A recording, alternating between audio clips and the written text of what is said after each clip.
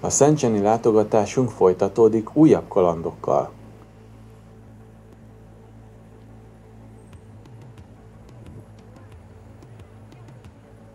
A Makau utáni napon a Mini-Kínát látogattuk meg. Hivatalos neve Splendid China és Chinese Folk Cultural Village, mert ez végül is két dolog egy hatalmas területen, de csak egy belépőjegy vonatkozik mindkettőre. A Splendid China Kína miniben. Kína leghíresebb épületeit mutatják be a makettek. Poénból béreltünk itt egy kis nyugdíjas kocsit, azt hittük, így gyorsabb lesz, mint a séta, de nem igazán. Tényleg csak poénnak volt jó. A park jól meg lett csinálva, részletgazdag makettekkel. Itt-ott azért ráférne egy kis renoválás.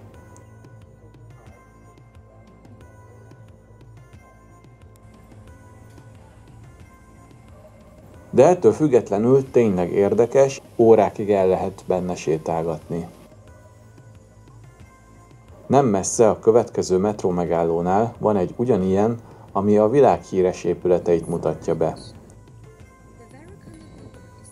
Ne kérdezzétek, melyik makett mit mutat, ugyan ott ki volt írva mindegyiknél, meg beszél is minden makett kínaiul, de nem emlékszem rá, hogy mi micsoda.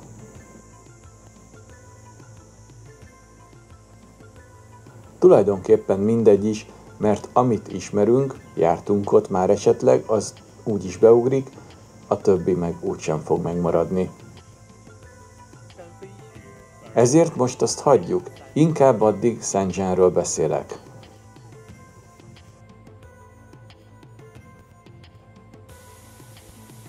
Szentgyen óriási fejlődésen ment keresztül.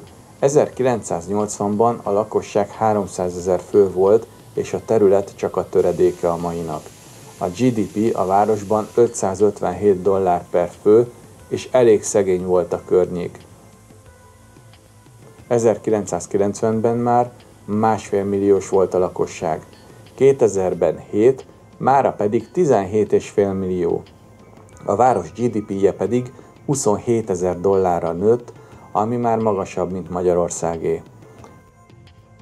Ez több dolognak volt köszönhető.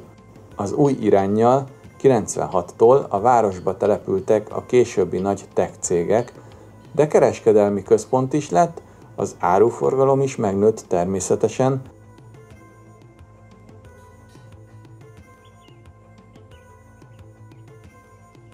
ma a világ negyedik legforgalmasabb konténerkikötője, és a bankszektor is beköltözött. Mára a turizmus is egyre nagyobb, de az angol nyelvtudás még nagyon elmarad. Kaptam kölcsön egy Vasco V4 fordítógépet, és ez sokszor megmentette a helyzetet, amikor máshogy nem értették, hogy mit akarok, még egy egyszerű jegyvásárlás is nehéz volt. A szentgyeni toronyházak fénysóját nem sikerült megnézni, mert az csak hétvégén van, mi pedig csak hétköznap voltunk a városban.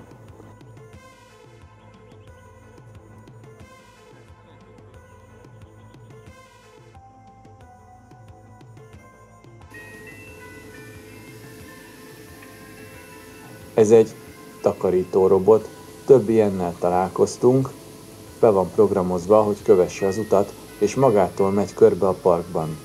Ha akadályba ütközik, megáll, megvárja, hogy elmenjenek előle, majd folytatja az útját. De ki is tud kerülni. Direkt megzavartam szegényt, bementem a kis nyugdíjas kocsinkkal elé, és ott megálltam. Ő is megállt, aztán ki akart kerülni, igen ám, de a turista kisvonat is jött pont akkor, szóval csináltam egy kis forgalmi dugót a parkban. Egyébként a kísérlet sikerült, a robot mindent kikerült, nem ment neki senkinek.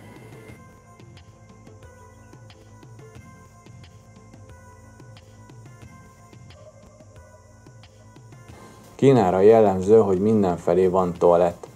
Teljesen ingyen, és sokszor még WC papír is van. Jé, ott erre is van pénz. Hogyhogy.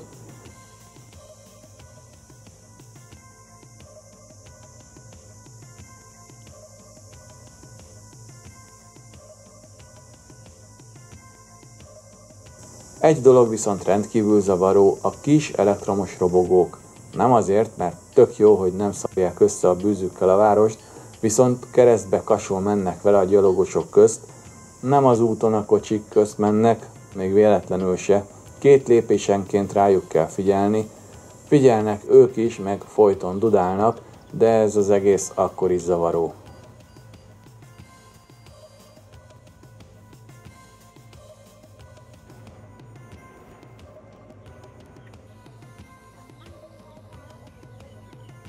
A parknak egy különálló része a Folk Village, ami tulajdonképpen egy szórakoztató park elsősorban.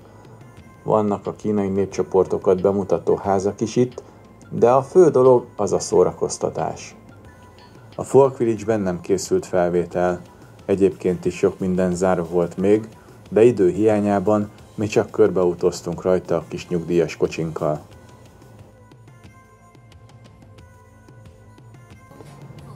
Leadtuk a nyugdíjas kocsit, és utána még visszamentünk a kisvonathoz is, menni vele egy kört, ha már ingyen van.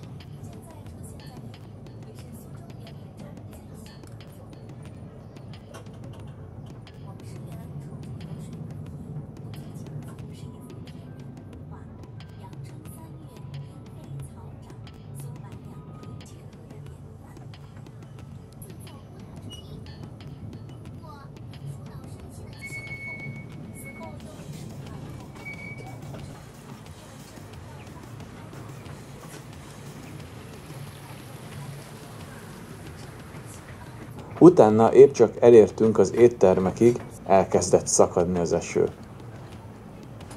Mire befejeztük az ebédet, abba maradt, következhetett hát egy újabb cél, ezúttal a Lianhuangshan Park. A parknak csak egy kisebb részét jártuk be. Nagyon nagy a terület, mint szinte minden errefelé, de ez egy gyönyörű park, erdős részekkel, tavakkal, tisztásokkal.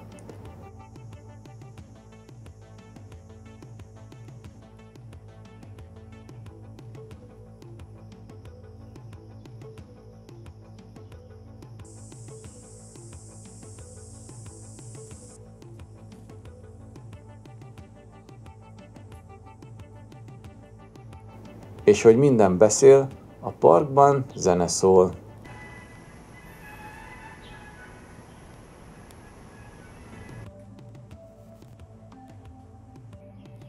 Ez a drónkiszállítás állomása. Ezt direkt meg akartam keresni, de sajnos sehol senki, és az applikáció is csak ennyit mutat. Elképzelhető, hogy a viharok miatt szünetel a kiszállítás. Az épület tetejére érkezik a drón, bekerül a spongyabob közepébe a rendelt cucc, majd a kóddal elől ki lehet kérni. A szállítódoboz pedig összehajtva ide kell bedobni, ezt majd használják legközelebb is.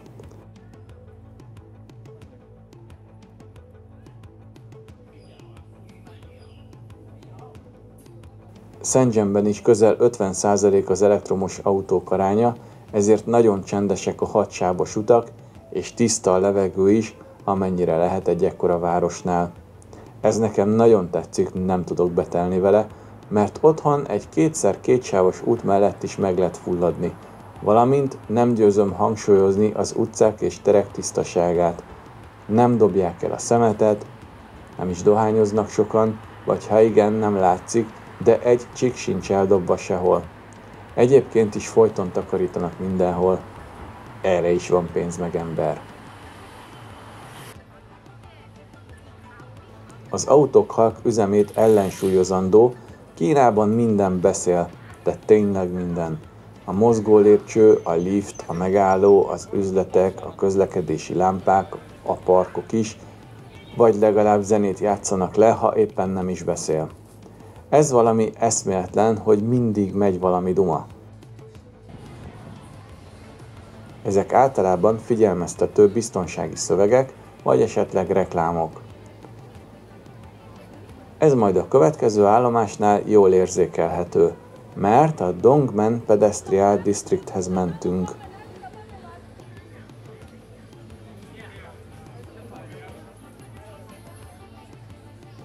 Újra rossz metró megálló volt megadva, mert a 2-es vonal Hubei állomása helyett, igazából nem is emlékszem már, melyik állomás volt közelebb, de az lényegében a közepébe hozott volna.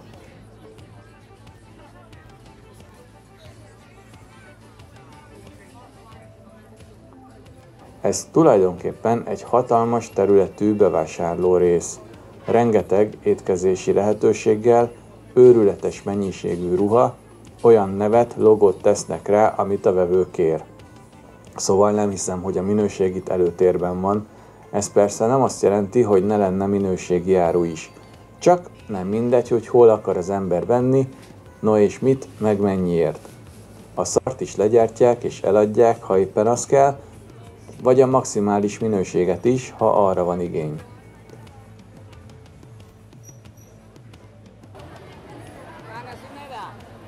Na és a hangzavar, ami itt van, egy kis példa.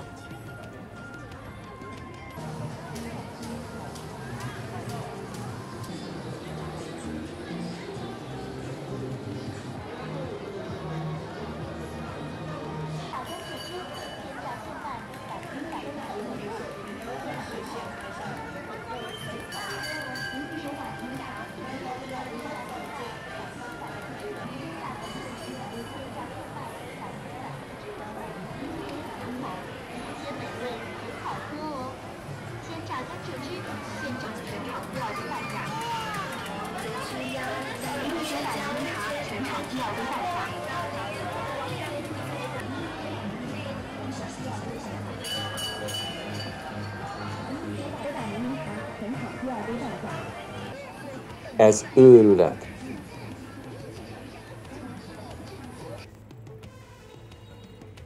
Ez egy elektromos robogótöltő.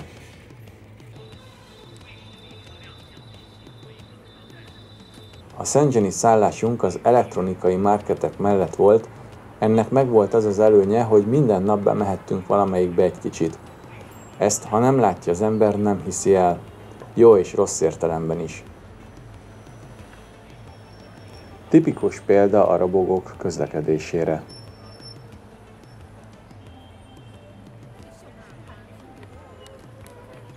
Memóriakártyák, kábelek, pendrive-ok, mindenféle kis kütyű, nagyjából mindenhol ugyanazt árulták kisebb-nagyobb különbséggel, és egy-egy kivétel volt, aki valami mást árult. Minden épület 5-6-7 emelet és tele cuccal meg emberrel is. Hogy mi volt az elektronikai marketekben, egy külön videó lesz.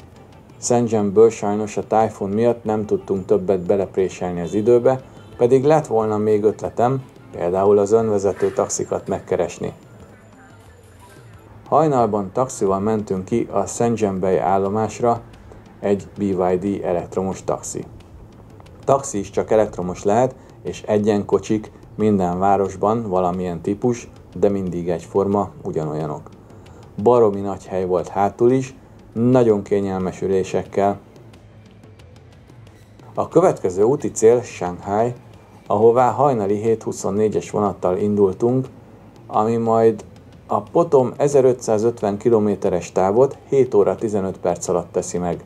Elég lassú, a legnagyobb sebessége 347 volt, de legtöbbször 307 körül ment.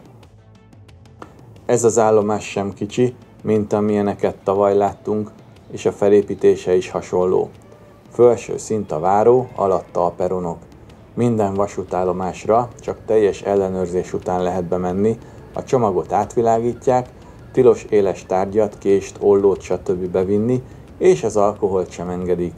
A jegy pedig az útlevél száma, a kínaiaknál a személyigazolvány száma, ezt kell beszkennelni, és az ajtó nyílik. Így néz ki belülről egy kínai bullet train.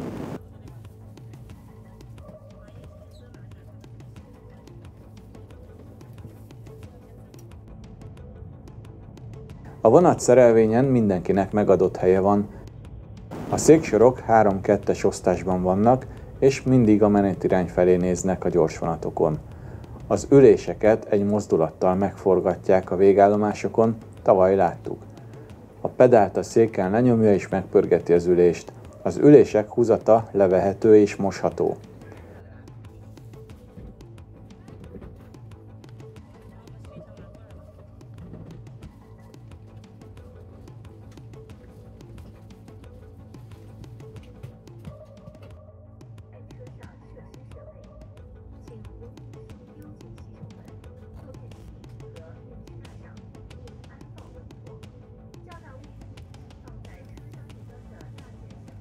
Ez egy vízadagoló hideg és meleg ivóvíz, imádják a helyiek a szárított levesekhez.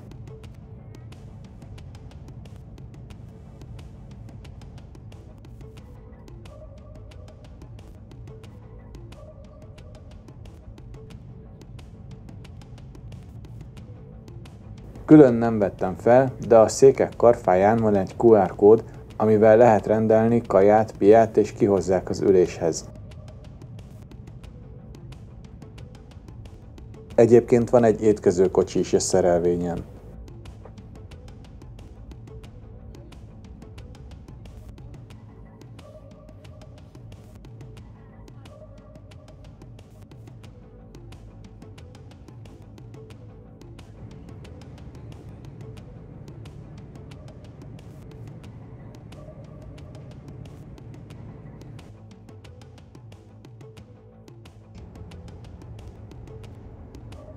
Egy pottyantós és egy normál WC van a kocsikban, és ahhoz képest, hogy mennyien használják, egész tisztán van tartva.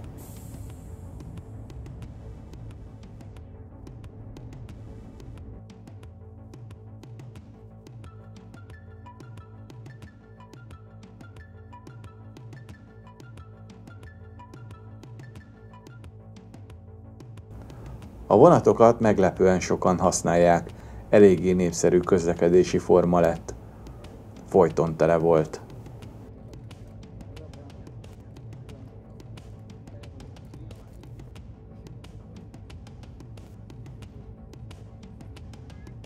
Ebbe a részbe tehát ennyi fért bele, a következő már Sánkhájban lesz.